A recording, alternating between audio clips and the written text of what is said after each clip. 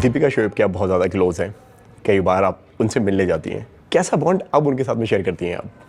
मेरे ख्याल से अब मेरी ज़्यादा अच्छी बॉन्डिंग है। शो पे उस वक्त नहीं हो पाए थे? शो पे थी, शुरू में बहुत अच्छी बॉन्डिंग थी, बहुत ही अच्छी बॉन्डिंग थी। और क्या बोलते हैं, उसके बाद धीरे धीरे एक ऐसा वक्त आया जब वो अपने काम में बहुत मशगूल हो गई। फिर काफ़ी बार ऐसा भी ट्रैक होता था जब वो हमारे घर पे नहीं होती थी, हम पैरेलल ट्रैक्स चलते थे, है ना। फिर वो अपनी पर्सनल लाइफ में भी बहुत ज़्यादा उनके चैलेंजेस आने लगे थे। उनकी पहली मैरिज और फिर शोएब जब उनकी ज़िंदगी में आया तो वो चैलेंजेस हो गए थे, वो उनसे भी जूझ रही थी, हम अपनी चीज़ों से जूझ रहे थे। सो कहीं ना कहीं बातचीत तो देखिए, मेरे और सिमर की, मैं जानते कि दीपिका की इतनी अच्छी बॉन्डिंग है कि जब अगर कभी मैं अपने प्ले के लिए जाऊँ और वो कभी छुट्टी हो, उसका वीकली ऑफ, और हमारे सामने उनके ड्यूब खड़े हो, तो हमें एग्जैक्टली पता होता था कि सिमर मेरे साथ क्या करने वाली है। वो मेरे हाथ पे हाथ रखेगी या मैं उसके सर पे हाथ रखूँगी, मैं गले लगाऊंगी या क्या। वो हम इतने यूज्ड टू हो चुके थे एक दूसरे के कि, और ये तभी हो सकती है जब आपकी अंडरस्टैंडिंग सेम लेवल पर हो और आप बॉन्डिंग आपकी सही हो। तो इतना अच्छा हो चुका था कि देवर हमारी ड्यूब होती थी तो हमें चिंता नहीं होती थी, क्योंकि मुझे पता था कि वो ये करके ही गई होगी तो मैं ये करूँगी और वो कर ही लेगी अगले दिन। So this was the beauty of our bonding. So फिर उसके बाद SSK1 ख़त्म हुआ, तब तक तो उनकी शादी हो गई। फिर हम लोग क्या बोलते हैं, एक दूसरे के टच में नहीं रहे।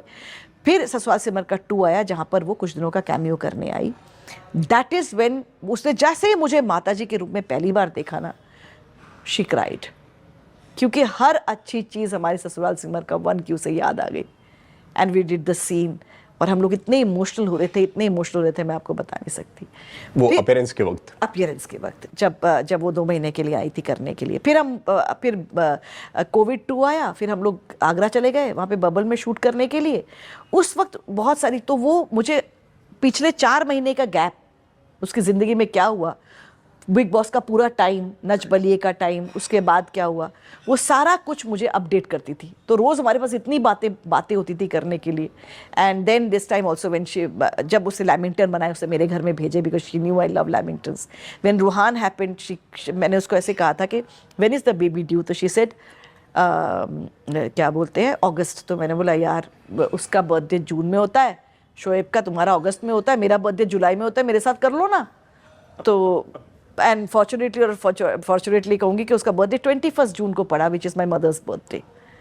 तो वो 1.5 महीना पहले आ गया रूहान, लेकिन उसका बर्थडे मेरी माँ के बर्थडे के साथ है, 21 जून। तो मैंने पहली बात कही कि मैंने कहा ये दिन तो मेरे लिए बहुत इंपॉर्टेंट हो गया अब, क्योंकि माँ नहीं रही पर रूहान है।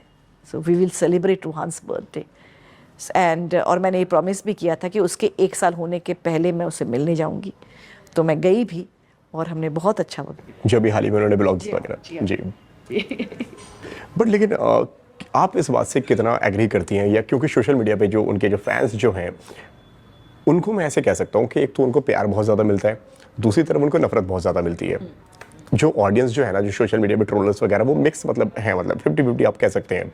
ये बात मैंने शोएब से भी कई बार कही, भाई तुम्हारी ऑडियंस थोड़ी वैसी है कि मतलब कि तुमको प्यार भी बहुत ज़्यादा है और तुमको नफरत भी बहुत ज़्यादा मिलती है।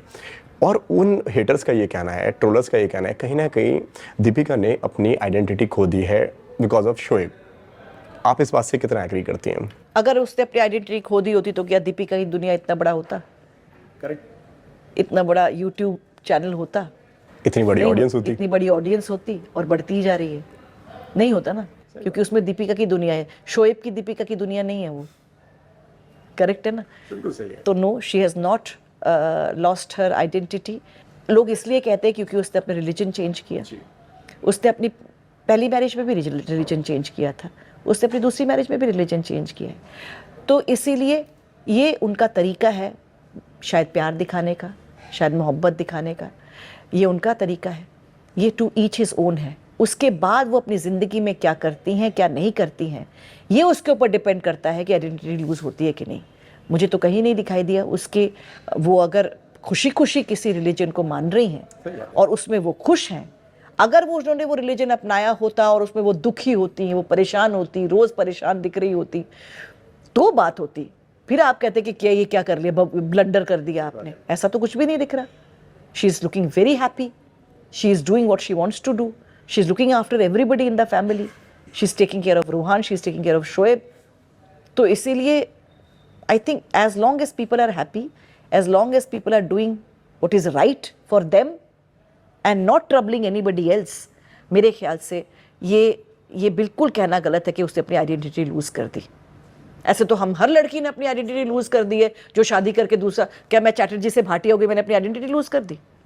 फिर तो इस दुनिया में, हमारे इंडिया में, पूरे वर्ल्ड में हर औरत ने, हर लड़की ने अपनी आइडेंटिटी लूज की है क्योंकि उसने अपने हस्बैंड का सरनेम लिया है। सही बात है। तो इस बात पे तो बहुत बड़ा कंट्रोवर्सी हो सकता है और बहुत बड़ी डिस्कशन हो सकती है कि हम सब ने अपनी आइडेंटिटी लूज कर ली और कुछ लोगों ने की भी, लेकिन हम फिर भी आज जयती, मैं क्या बोलते हैं, चैटर्जी होते भी जयती, लेकिन जयती ने अपनी आइडेंटिटी लूज नहीं की। उसके नाम के आगे चैटर्जी लगा या भाटिया लगा, डजंट मैटर, जयती has not lost her identity. उसी तरह दीपिका ने अपनी आइडेंटिटी लूज नहीं की। और मैं बाकी सबसे भी लड़कियों से गुजारिश करूंगी कि आपकी शादी होगी, आप अपने हस्बैंड का नाम लें या ना लें, आपके ऊपर डिपेंड करता है। अब तो लॉ ने भी कह दिया है देयर इज़ नो नीड। आप अपने नाम की आइडेंटिटी लूज मत करिए। आप अपने पिताजी की बेटी हैं, पापा की परी हैं, बहुत अच्छी बात है।